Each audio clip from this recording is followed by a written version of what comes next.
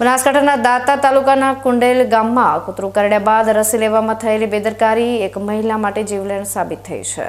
હડકવાની અસર થતાં 40 વર્ષીય મહિલાનું કરુણ મોત નિપજતા સમગ્ર પંથકમાં અરેરાટી વ્યાપી ગઈ છે.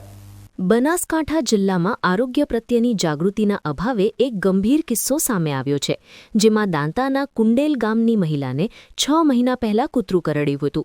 જો કે તે સમયે મહિલાએ હડકવા વિરોધી રસી લેવાની તસદી નહોતી લીધી, જે હવે 6 મહિના બાદ તેના મોતનું કારણ બની છે. મહિલાને અચાનક હડકવાના લક્ષણો દેખાતા પરિવારજનો તાત્કાલિક પાલનપુર સિવિલ હોસ્પિટલ ખાતે દોડી આવ્યા હતા.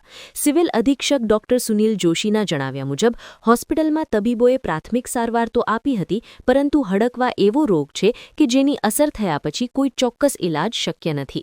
તબીબોએ મહિલાની હાલત અત્યંત નાજુક હોવાનું જણાવતા પરિવારજનો અમદાવાદ લઈ જવાનું કહીને તેને ઘરે લઈ ગયા હતા, જ્યાં સારવારના અભાવે તેનું મોત થયું હતું.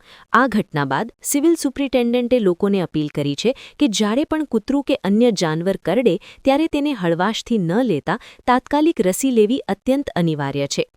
એક નાનકડી ભૂલ અને અંધશ્રદ્ધા કે બેદરકારી માનવીના જીવ પર કેટલી ભારે પડી શકે છે તેનો આ કિસ્સો લાલ બત્તી સમાન છે.